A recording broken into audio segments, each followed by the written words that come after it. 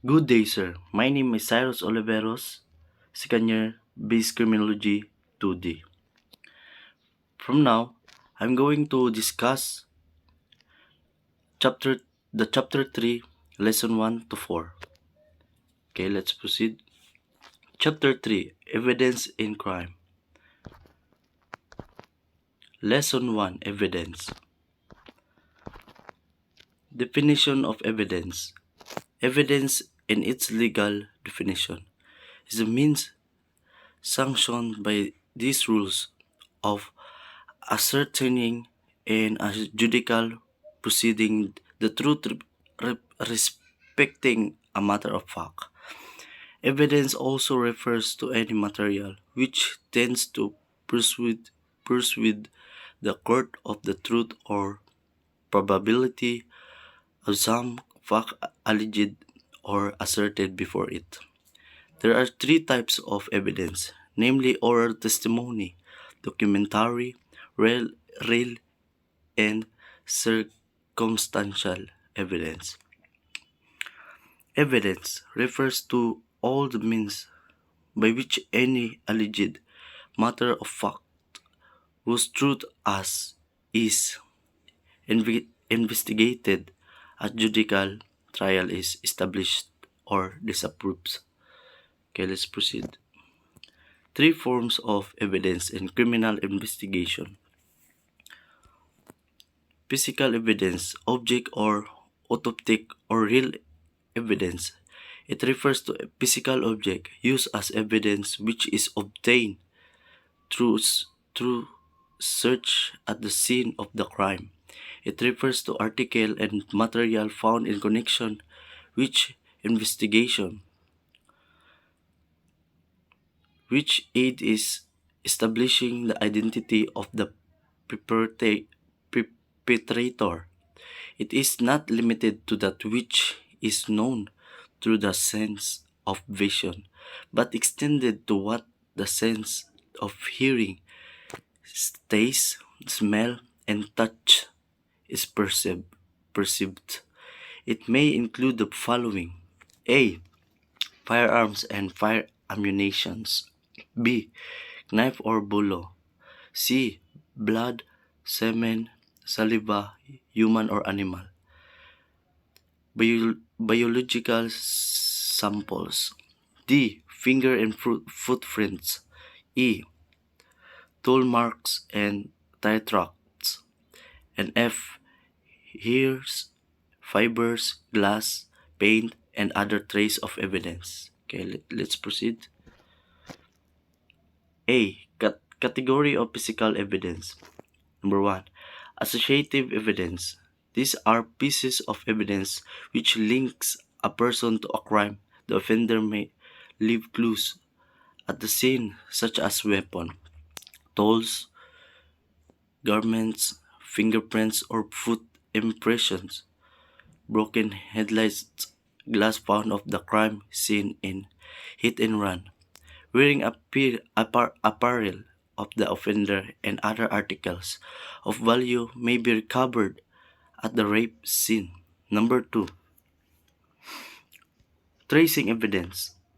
These are evidence that may assist the investigator in locating the suspect.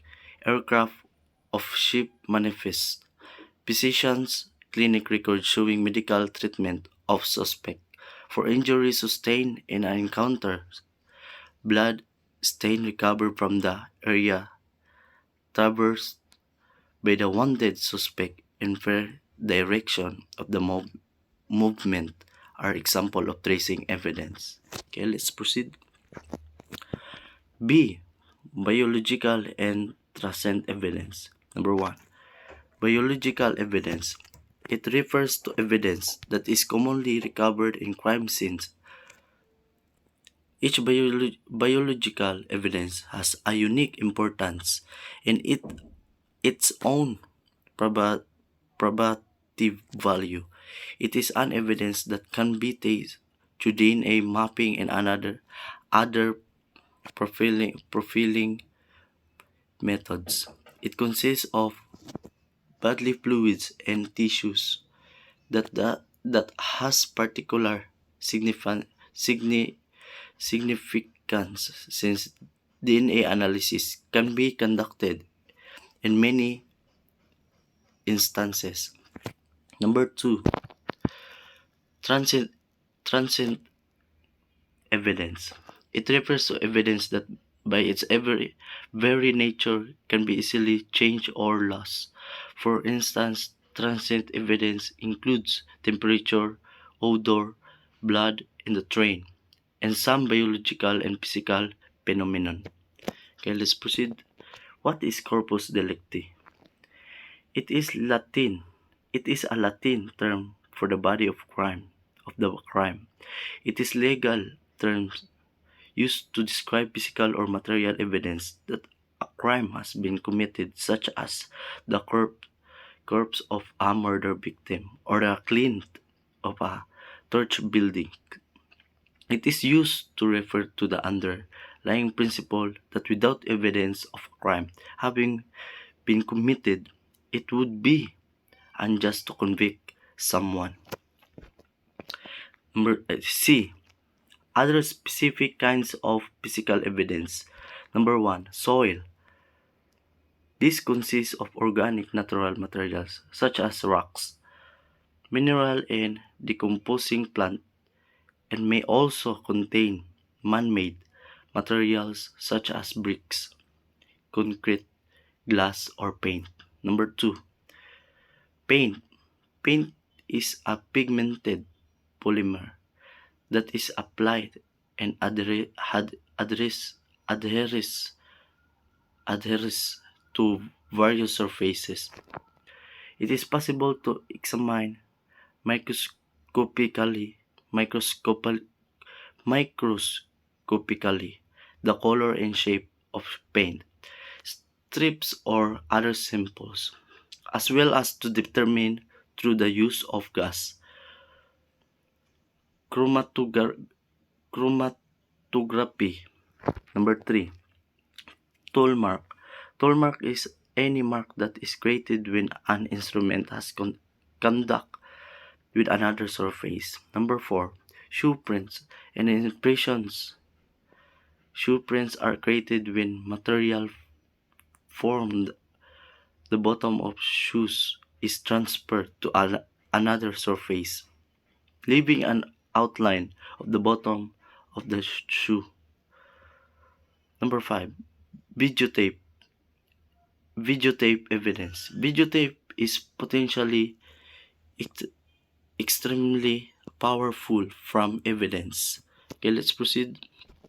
Number six, dental evidence. The two primary kind of dental evidence are dental identification and bite marks. In both instances, the fact that an individual has a unique set of teeth in terms of form, arrangement, dental work, and bite makes dental evidence powerful form of criminal evidence. Number seven, computer and other electronic evidence. Computers, cell- cellular phones, and personal digital assistants may provide wealth of information regarding source of evidence in crime investigation. Let's proceed. 2. Testimonial evidence.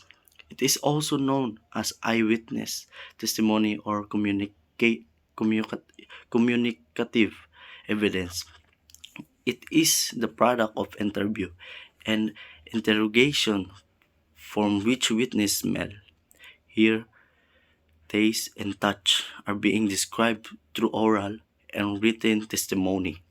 It refers to a person's testimony offered to prove the truth of the matter arrested. Kinds of testimonial evidence. Number one, ordinary witness. Any person who perceived the commission of a crime and testified in court on matters he perceived from his patient in the course of physician-patient relationship and considered as an ordinary witness. Number two, expert witness. A person whose testimony concerning the investigation of crime is based on his training and experience. His a physician who's confirmed before the court the cause of death of a victim is considered as an expert witness. Let's proceed. Who is a witness? A person who testified under path in a trial or deposition in the lawsuit. The thief, plaintiff of defendant may be a witness. Witnesses have first-hand knowledge about matters relevant to the case, and their testimony is subject to the applicable rules of evidence. What is deposition? It is the testimony taken orally, with an attorney asking questions and the deponent, the individual being questioned, answering while a court reporter or a tape recorder or something both records the testimony. Let's proceed. Number 3, documentary evidence. It refers to writings, including official records or contents that could speak for themselves when read by the investigators in the court.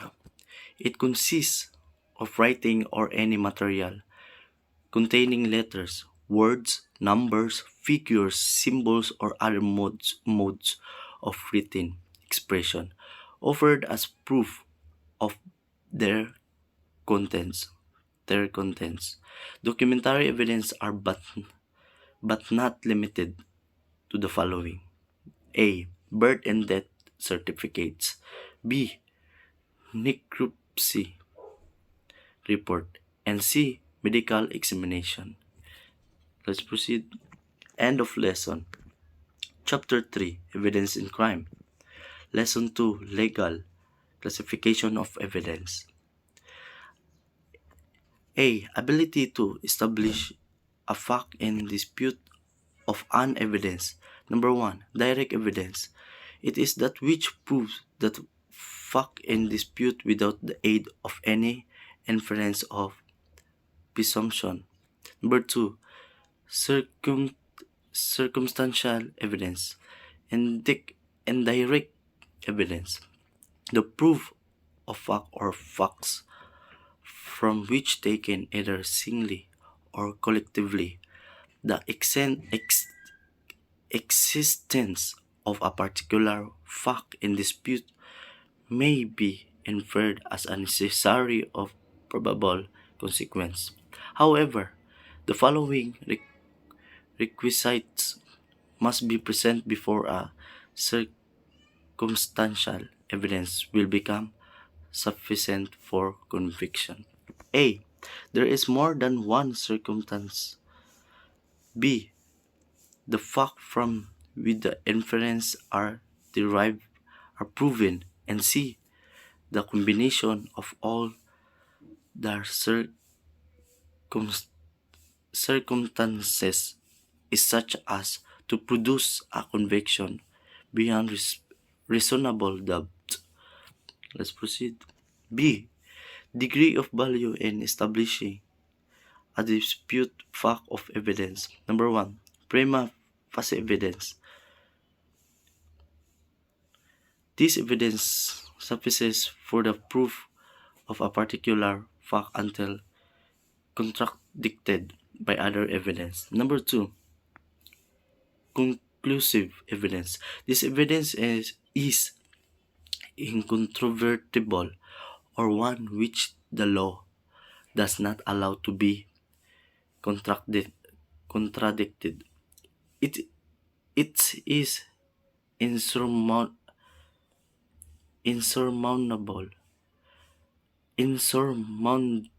evidence. Number 3, corroborative evidence. This evidence is of different kind and character as the already given tends to prove the same proposition. Number 4,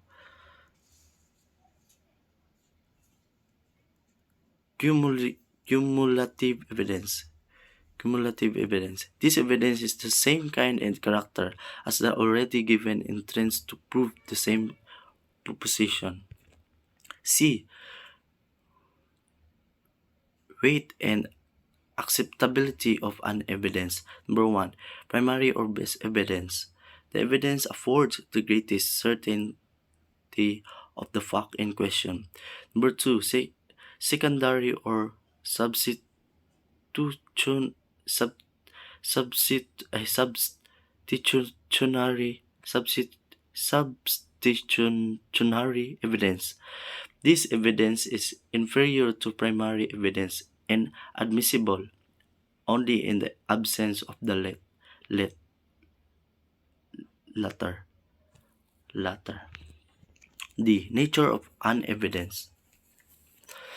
Number one, objective evidence. This evidence is addressed to the sense of the court and is capable of being exhibited, to be examined or viewed by the court. This is also known as autoptic evidence or real evidence. Number two, documentary evidence. This refers to evidence supplied by written instruments or derived from conventional symbols and letters by which ideas are represented for material substances. Number three, testimonial evidence. This evidence is either verbal or oral. It is an evidence which consists of the narration or deposition by one who has observed or has personal knowledge of the two which he is testifying. Number four, positive evidence. This evidence exists if the witness affirms that the fact did or did not occur. It is entitled to greater weight since the witness represents his personal knowledge about his presence or absence of a fact. Number five, negative evidence. This evidence exists if the witness states that he did not see or know of the occurrence of a fact and there is total disclaimer of personal knowledge. Let's proceed. E. Quality of an evidence. Number one, relevant evidence. Evidence is relevant if it has relation to the fact in issue as to induce belief in its existence or not existence. Number two, material evidence. This evidence tends to prove the fact in issue and is determined by the rules of substantive law of the rules of court. Number three, admissible evidence. Admissible evidence. Evidence is admissible if it is relevant to the issue and is not included by the rules of court. Number four, credible evidence. Evidence is credible if it is not only admissible evidence but also believable and used by the court of deciding cases. End of lesson. Chapter 3, Evidence in Crime. Lesson 3, Collecting, marking, tagging, and preserving evidence. A. Collecting physical evidence. All items that were found in the crime scene should be collected. The collecting officer should not decide whether a certain item is relevant or irrelevant. Small pieces of evidence also must have to be given importance. Thus, collecting them is necessary. Number one, blood. It is unimportant evidence in homicide, assault, robberies, or other cases where it may be spilled. It is categorized into major groups of A, B, AB, and O, depending on the condition of the stain of receipt. Number two, Hair. This may be found anywhere in the crime scene. It is often found on the clothing of the victim and suspect who have come into physical contact with each other. It can be a very important evidence, especially in rape case. Rape case. Let's proceed. Number 3, fingerprints scrapping. In cases where physical contact has been made, fingernail scrapping should be obtained. Rape cases or assault cases are good example of cases where fingernail scrapings may be important. Items sometimes found under fingernails include fibers, hair, and skin which may be typed for its blood group. Number 4, fiber. It is excellent as tracing evidence when clothing cross contamination take place. This is also important evidence in robbery and hit and run cases. Fiber may be found on clothing, snug or projections, and even embedded with bicycle paint. Bicycle paint. 5. Glass. It can be unimportant evidence in robberies, in hit and run cases.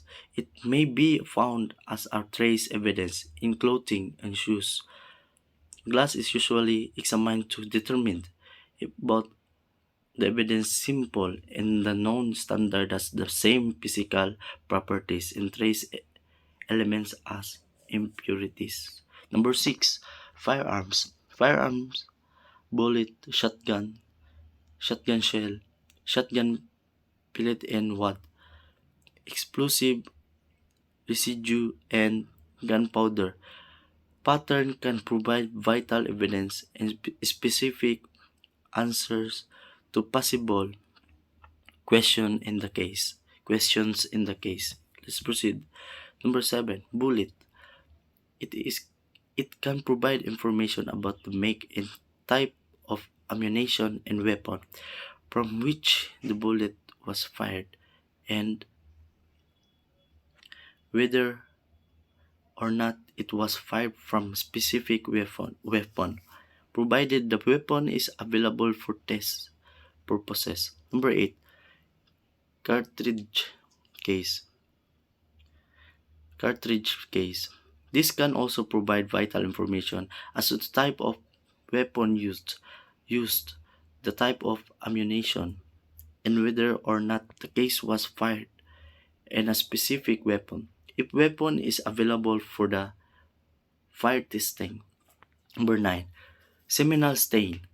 It is often, but not always, found on clothing, blankets, sheets. It is also a biological evidence, like blood. It must be collected properly to maintain its integrity. Let's proceed. B. Marketing of physical evidence. As evidence is collected, it is individually marked with the initials of the investigator.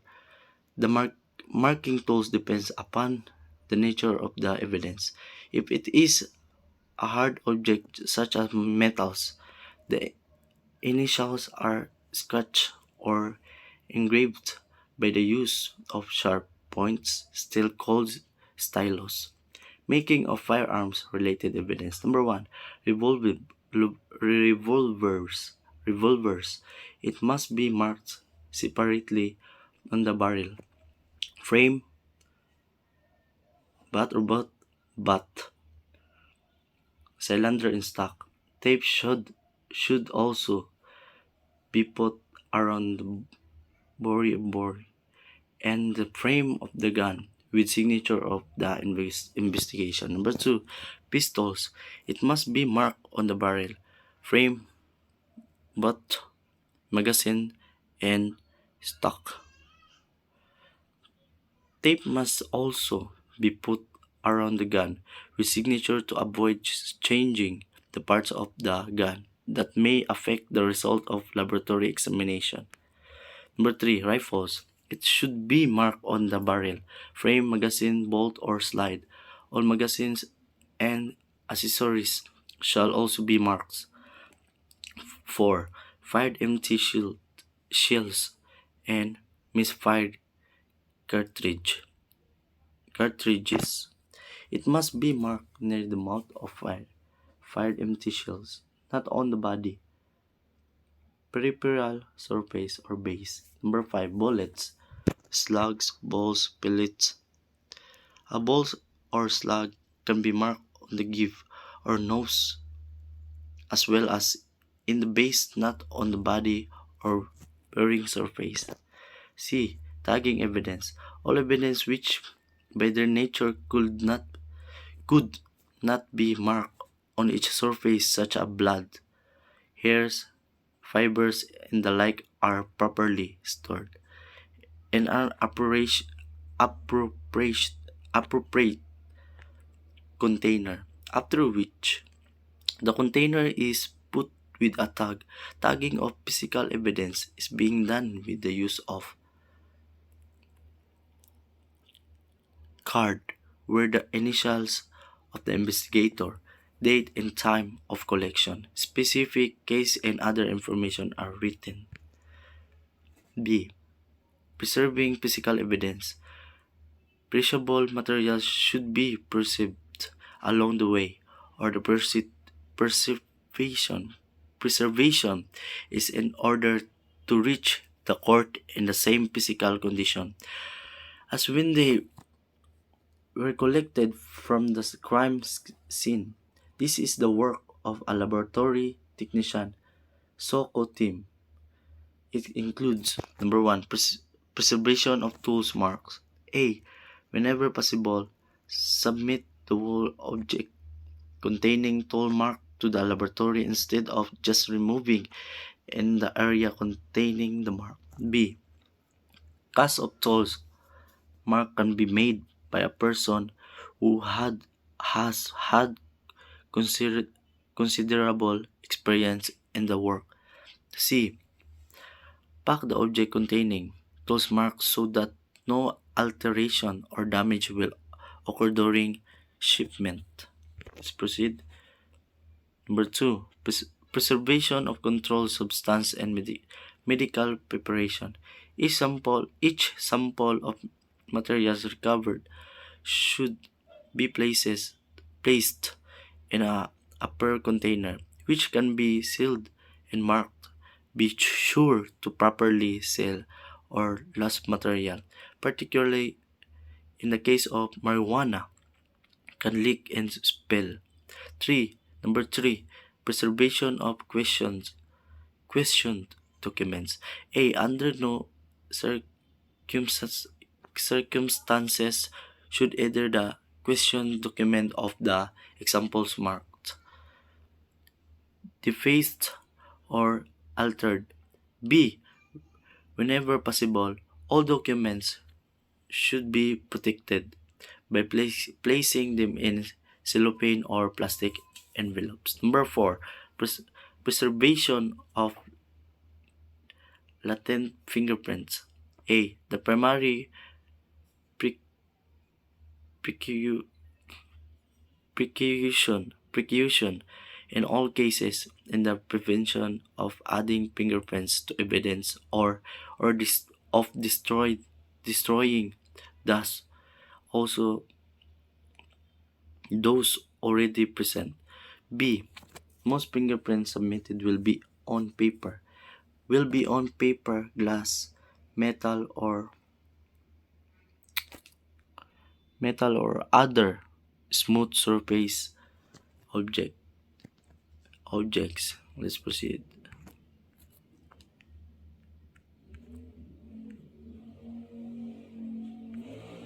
Three types of fingerprints that can be found in a crime scene. Number 1, latent fingerprints.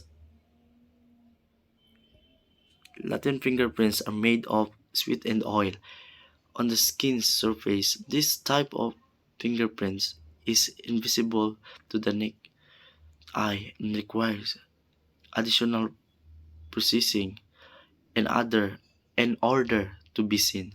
This processing can include basic powder techniques or the of chemicals. Number two, plastic fingerprints are made three-dimensional impressions and can be made by placing your fingers in fresh paint, wax, soap, or tar. Like patent finger patent fingerprints, plastic fingerprints are easily seen by the human eye and do not require additional processing for visibility purposes. End of lesson. Chapter 3, Evidence in Crime. Lesson 4, General Rules and Equipment and Processing Evidence. General rules in the collection and preservation of biological materials. Use protective gloves. A. If possible, avoid touching individual smears, traces. Remember that gloves can entail a risk of contamination. B. Change gloves after handling. Each kind of material in collection of trace evidence. Number 2. Avoid coughing, coughing, coughing, or sneezing or evidence materials. Number 3. Packaging of biological materials. A. Use paper packaging for all biological materials or materials that are sold with biological matter. B. Separate outer packages are to be used to trace evidence and for clothes from person involved. Let's proceed. Number 4. Special preco- preco- pre- precaution precautions. Sorry. A. Make an explicit note if a person from a room material has been collected is suspected of having an infectious disease. B. Prevent contamination by avoiding all contact between collected evidence and clothes sides from seeds seeds seeds side seed from people. Sorry. C. Packages containing collected materials must not be opened until the examination into laboratory is to commence. Let's proceed. Materials for evidence packaging, marketing, and selling. Number 1. Acceptable packaging containers. Depending the types of evidence include paper bags, plastic bags. Clear plastic is prepared for drug cases. Boxes, study, cardboard, manila envelopes, small glass vials, typically arson and liquid drugs, metal cans, typically arson, acceptable seals, tamper-proof evidence tape, reinforced packaging tape, heat seal, heat steel. 3. Information on each package should minimally include name of the agency case number, item number, date, the investigator's identifier. Number 4. Additionally, packaging of evidence should include where the item was found, by whom, date and time found, description of the items. Traditional methods of preserving of recording evidence. Number 1. Photography, audio and or videotape, microfilm, photostat, Xerox, voice tracing, etc. Photography is considered to be the most practical, useful, and reliable means of preservation due to the following reasons. Photo camera is available in many places. The object preserved and reduced in size in the picture proportionately with other objects adjacent or near to it. An unlimited number of copies can be reproduced, each of which is identical to, to one another. Number two, sketching.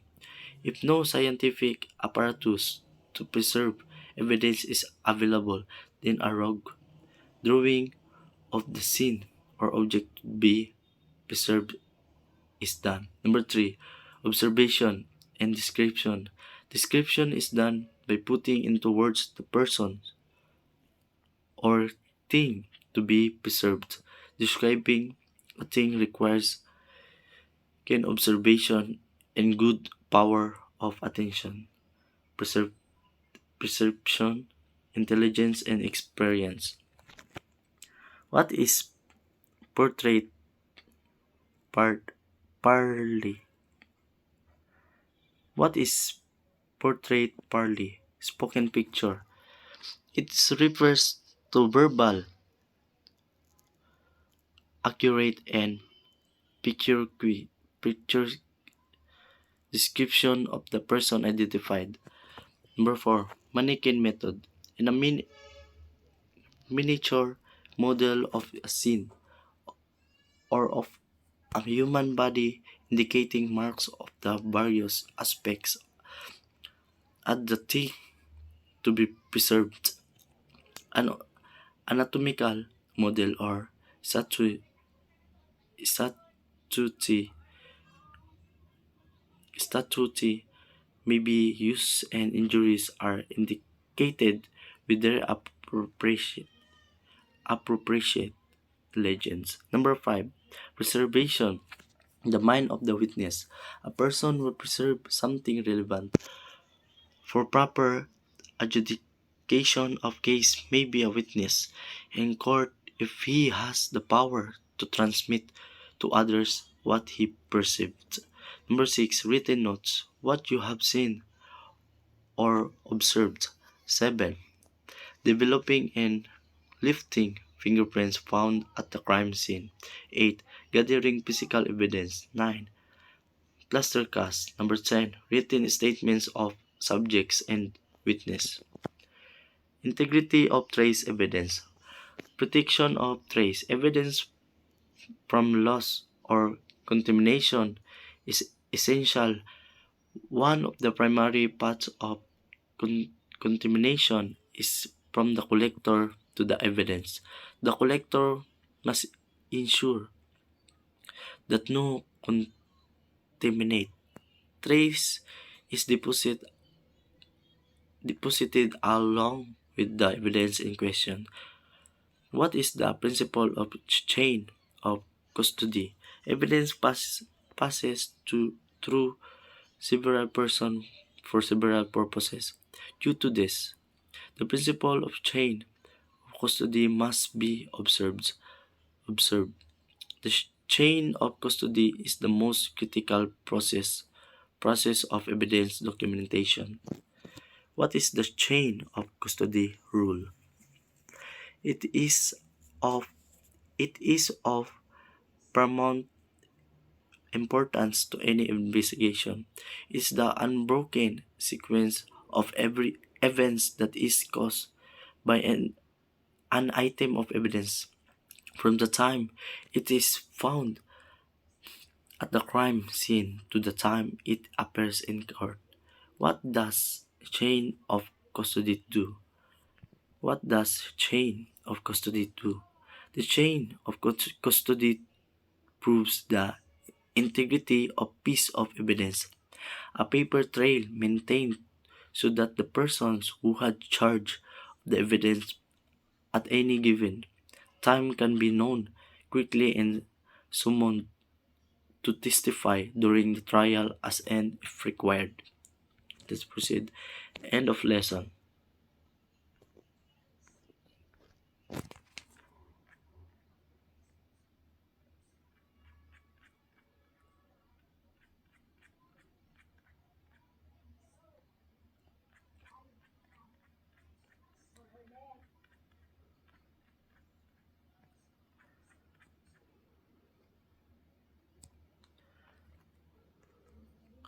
That's for all, sir.